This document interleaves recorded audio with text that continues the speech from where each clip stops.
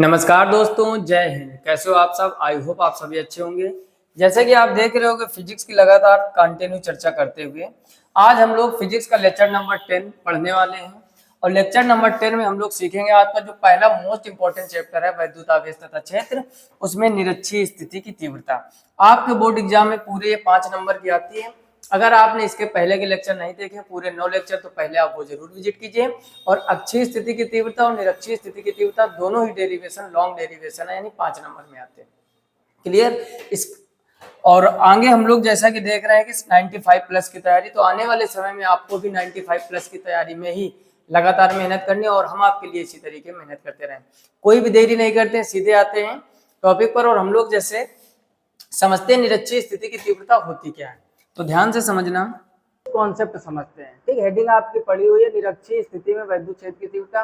अगर आपने इसके पहले का लेक्चर देखा है जिसमें हमने पढ़ाया था अक्षीय स्थिति में वैद्युत क्षेत्र की तीव्रता, तो बड़ी आराम से ये आपको बिल्कुल समझ में आ जाएगा। तो सबसे पहले कुछ चीजें समझते हुए चलते हैं, ध्यान से समझना आप भी उन चीजों को।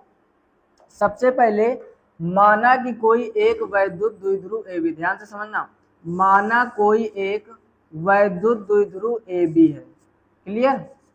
स्टार्टिंग यहीं से होगी। इसी वजह से हमने लेक्चर 8 में आपको अक्षीय स्थिति के पहले सिखाया था वैद्युत द्विध्रुव क्या होता है और वैद्युत द्विध्रुव आघूर्ण क्या होता है। अगर आपने नहीं देखा है वो, तो पहले लेक्चर 8 देखिए, तो ये बहुत ही आसानी से आपको समझ में आ जाएगा। माना एक वैद्युत द्विध्रुव AB किसी ऐसे माध्यम में स्थित है जिसका परावैद्युतांक K है। क्लियर? और उसके बाद माना कि माना वैद्युत द्विध्रुव जो AB है -Q तथा +Q आवेशों से मिलकर बना है, जिसके बीच की अल्प दूरी 2L है। इसके बीच की जो अल्प दूरी है वो क्या मान ली हमने? 2L। तथा वैद्युत द्विध्रुव के मध्य बिंदु O से निरक्षीय स्थिति में या ऊर्ध्वाधर स्थिति में r दूरी पर एक बिंदु P है, जिस पर हमें वैद्युत क्षेत्र की तीव्रता ज्ञात करनी है। उसके बाद इसको इससे मिला दीजिए, आप इसको इससे मिला दीजिए। बाकी कोई चीजें आपको नहीं करनी, इतनी बात केवल ढंग से समझ लेनी। फिर से समझ लो, माना एक वैद्युत द्विध्रुव या कोई निकाय AB किसी ऐसे माध्यम में स्थित है जिसका परावैद्युतांक K है। वैद्युत द्विध्रुव -Q तथा +Q आवेशों से मिलकर बना है। इतनी बात समझ में आ गई? वैद्युत द्विध्रुव के बीच की दूरी 2L मान ली, तो अब आप ये बताओ, ये इतना सिर्फ L बचेगा और ये क्या बचेगा? L। और इससे R दूरी पर एक बिंदु हमने P मान लिया, जिस पर हमें वैद्युत क्षेत्र की तीव्रता ज्ञात करनी है। अब इसी दिशा में हम लोग इसको आगे बढ़ा देंगे, तो ये हो जाएगा आपका E1 cos थीटा, और इधर नीचे बढ़ा देंगे तो ये हो जाएगा आपका E2 cos थीटा, और आगे की तरफ ये हो जाएगी आपकी वैद्युत क्षेत्र की तीव्रता। तो ये इसका फिगर हो जाएगा। जो ऊर्ध्वाधर घटक है वो कैंसिल आउट हो जाएंगे, आप जानते ही हो, साइन थीटा विपरीत दिशा में कैंसिल हो जाएंगे, कॉस थीटा वाले केवल घटक बनेंगे, और यहाँ पर एंगल एक तरह से आपका बन जाएगा। क्लियर? ये इसका फिगर है। फिगर से ही हम लोग थ्योरी सीख जाते हैं, थ्योरी रटने की कोई आवश्यकता नहीं है। इसकी थ्योरी क्या बनेगी?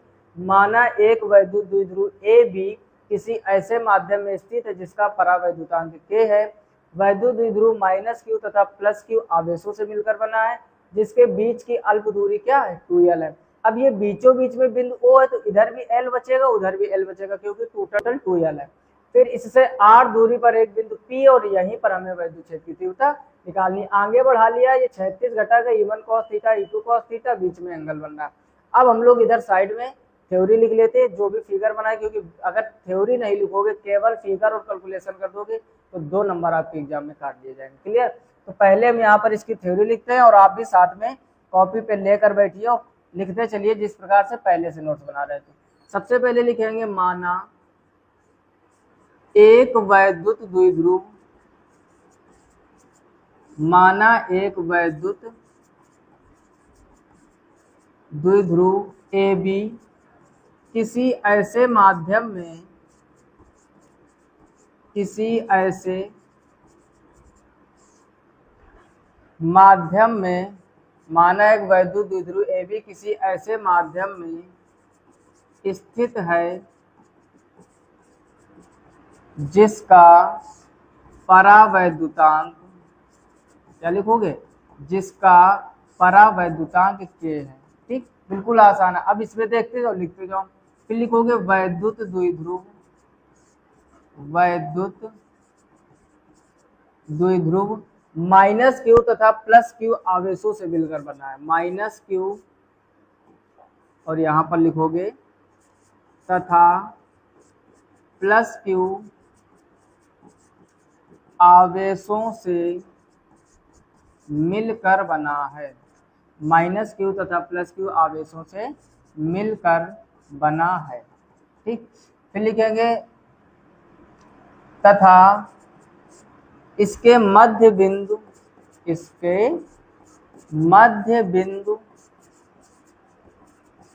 मध्य बिंदु ओ से स्मॉल आर दूरी पर, स्मॉल आर दूरी पर निरक्षीय स्थिति में, ठीक, निरक्षीय स्थिति, क्योंकि अक्षीय स्थिति आर दूरी तो फिर आगे की तरफ बढ़ जाते, ऊपर की तरफ बढ़ रहे हो। या ऐसा भी लिख सकते हैं हम लोग, यहाँ ऊर्ध्वाधर वर्ड लिख सकते हैं। क्या लिख सकते हैं? बिंदु ओ से आर दूरी पर ऊर्ध्वाधर। ठीक, अब यहाँ पे पूरा चयन करना पड़ेगा, फिर ऊर्ध्वाधर दिशा लिखना पड़ेगा। आर दूरी पर ऊर्ध्वाधर दिशा में, ऊर्ध्वाधर दिशा में एक बिंदु P है जिस पर वैद्युत क्षेत्र की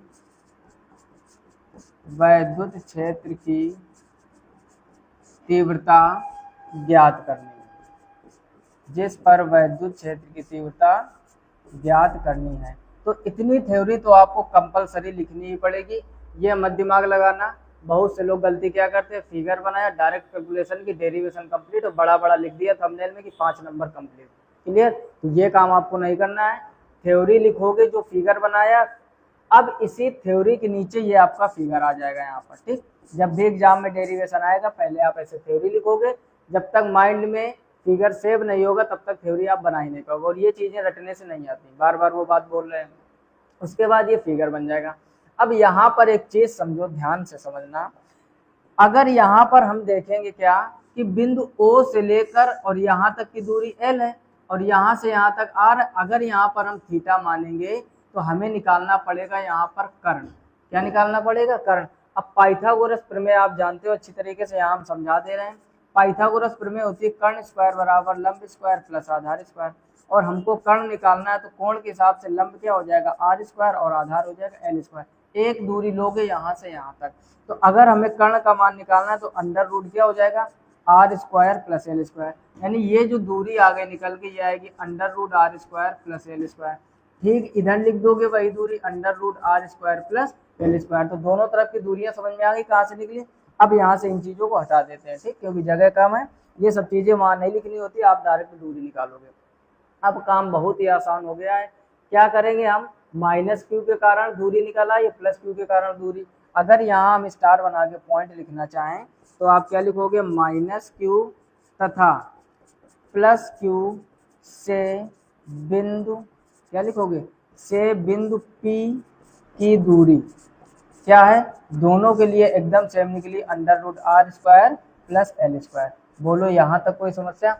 अब हम माइनस क्यू के कारण तीव्रता निकाल लेंगे, प्लस क्यू के कारण तीव्रता निकाल लेंगे और कैलकुलेशन कर देंगे, बस फाइनल आंसर हमारा आ जाएगा। तो आप जल्दी से इसका स्क्रीनशॉट ले लीजिए, फिर हम लोग अगले पेज में इसको सॉल्व करते हैं। क्लियर? आई होप आप स्क्रीनशॉट ले चुके होंगे। अब हम लोग आगे बढ़ते हैं, ध्यान से एक एक चीज समझना। अब हम लोग यहाँ पर लिखेंगे माइनस क्यू के कारण तीव्रता। ठीक, बाकी अब ज्यादा थ्योरी नहीं लिखनी। माइनस क्यू के कारण तीव्रता, तो ये तीव्रता आपकी आ जाएगी E1 equal 1/4 pi epsilon not के, क्योंकि परावैद्युतांक के माना था, और क्यू और नीचे दूरी का स्क्वायर तो R square plus L square. एक चीज और समझना, कुछ लोग गलती क्या करते हैं, आवेश चिन्ह सहित आपको आवेश नहीं लेना, सिर्फ आपको आवेश लेना, बाकी अकॉर्डिंग टू हम दिशाओं के हिसाब से काम करेंगे। अगर दिशाएं विपरीत होती तो बीच में माइनस लगा देते हैं, और अगर दिशाएं समान होंगी तो बीच में प्लस लगाते हैं। क्लियर? तो अब यहाँ पर क्या होगा, ध्यान से समझो। अब यहाँ पर ये रूट इस स्क्वायर से कट जाएगा। अब कट जाएगा तो आपका जो E1 बचेगा वो हो जाएगा 1/4 पाई एप्सिलॉन नॉट के, ऊपर क्यू और नीचे हो जाएगा R square plus L square. Clear, ये हो गया E1 का मान। इसी प्रकार आप निकालोगे E2 का मान, तो लिखोगे प्लस क्यू के कारण तीव्रता। क्या लिखोगे? प्लस क्यू के कारण तीव्रता। तो क्या हो जाएगा? E2 equal 1/4 pi epsilon not के, यहाँ भी क्यू और नीचे यहाँ भी R square plus L square की पावर कितना कर दोगे? 2। 2 से ये रूट कट जाएगा, तो अब ये आ जाएगा E2 equal 1/4 pi epsilon not के क्यू अपान नीचे R square plus L square. ठीक, ये हो जाएगा आपका E2 का मान। अब हम थोड़ा यहाँ पर चीजें समझते हैं बैक करके। यहाँ पर आप देख रहे होगे जो इसके लंबवत घटक हो गए, यानी E1 साइन थीटा और इधर E2 साइन थीटा, ये लंबवत घटक होंगे, तो इस वजह से ये दोनों कैंसिल आउट हो जाएंगे और बचे आपके समांतर घटक। ध्यान से समझो, ये चीजें लिखना नहीं, समझना है। समांतर घटक E1 cos थीटा और E2 cos थीटा, ये एक दूसरे से जस्ट विपरीत नहीं, तो ये कैंसिल आउट नहीं होंगे। ठीक, तो यहाँ पर अब क्या करते हैं, इसको यहाँ से हटा दीजिए, बस आपको यहाँ समझना था केवल। अब हम लोग चलते हैं वापस, यानी E1 और E2 को समझ लो ध्यान से। E1 और E2 के साथ अब क्या जोड़ देंगे? cos थीटा, क्योंकि यहाँ पर आपके समांतर घटक बचेंगे और जो लंबवत घटक है वो कैंसिल हो जाएंगे। तो अब हम लोग लिखेंगे परिणामी तीव्रता। क्या लिखेंगे यहाँ पर? परिणामी तीव्रता। अब परिणामी तीव्रता क्या हो जाएगी? E बराबर E1 cos theta plus E2 cos theta. बस आप मान रख के सॉल्व कर दीजिए और फाइनल आंसर आ जाएगा। E1 का मान क्या है? 1/4 पाई एप्सिलॉन नॉट के Q upon R square plus L square, और साथ में इसके cos थीटा प्लस E2 का मान क्या है? 1/4 पाई एप्सिलॉन नॉट के Q upon R square plus L square, और इसके साथ में भी cos थीटा। अब आप यहाँ पर एक चीज गौर से देखोगे कि दोनों चीजें एकदम सेम है, तो इसको एक बार लिख लीजिए और साथ में 2 का गुणा करा दीजिए। एप्सिलॉन नॉट के यहाँ पर हो जाएगा 2q cos theta upon R square plus L square. ये बात कम समझ में आई होगी, फिर से समझ लो। हमने क्या कहा कि जो वैल्यू आपको ये दिख रही है, ठीक वही वैल्यू ये है, तो जस्ट डबल हो जाएंगे, तो 2 का मल्टीप्लाई कर दिया। अब हमें जरूरत है यहाँ पर किसकी? cos थीटा की। तो क्लास 10th की मैथ में आपने पढ़ा होगा cos थीटा बराबर क्या होता है? आधार बटे कर्ण। cos थीटा बराबर होता है आधार बटे कर्ण। अब आप फिगर से निकालोगे, तो अगर यहाँ पर थीटा है तो कोण के सामने वाली भुजा लंब होती, तो ये तो हो गया लंब, तो आधार इसका क्या हो गया? L। आधार क्या हो गया? L। और आधार बटे क्या होता है? कर्ण। और कर्ण का मान अभी आपने निकाला था पाइथागोरस में से, √r² प्लस एल स्क्वायर। तो यही दोनों मान अब यहाँ पर रख दीजिए। तो cos थीटा का मान आ जाएगा, आधार था L और कर्ण था √r² प्लस एल स्क्वायर। बोलो यहाँ तक कोई समस्या? कितनी चीजें आसान है। अब यही cos थीटा का मान आप यहाँ पर रख दीजिए और इसको कैलकुलेट कर दीजिए। तो अब क्या आएगा?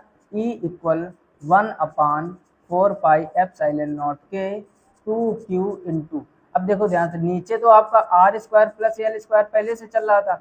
cos थीटा की जगह क्या रखोगे? L अपान √r² प्लस एल स्क्वायर। अब जैसे 10th में मैथ में आपने पढ़ा था कि अगर x √x लिखें तो ये x की घात 3/2 हो जाता है, यानी गुणा में घातें जुड़ती हैं, एक इसकी और आधी इसकी, टोटल 1.5 हो जाएगी। तो यही आपको नियम इसमें लगाना है। अब यहाँ पर तो आप समझोगे क्या, ध्यान से समझना है एक चीज को।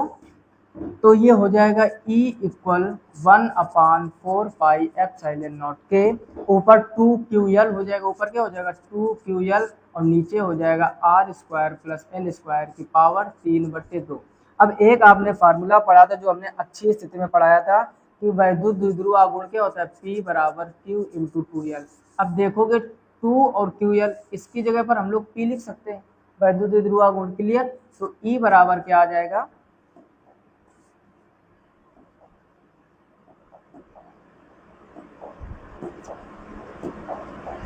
तो E बराबर क्या आ जाएगा? E equal 1/4 pi epsilon not के ऊपर हो जाएगा P और नीचे हो जाएगा r² प्लस एल स्क्वायर की पावर 3/2। अब हमने अच्छी स्थिति में एक चीज और बताई थी आपको, ध्यान से समझना कि यहाँ पर हम लोग L R की तुलना में बहुत कम मानते हैं, नगण्य, यानी जो L स्क्वायर है वो बहुत छोटा है R स्क्वायर से, यानी R स्क्वायर की तुलना में L स्क्वायर एकदम नगण्य है, ना के बराबर। तो एल स्क्वायर से वो यहाँ पर छोड़ देंगे, यानी उसको इग्नोर कर देंगे, जो चीज़ बहुत छोटी होती है।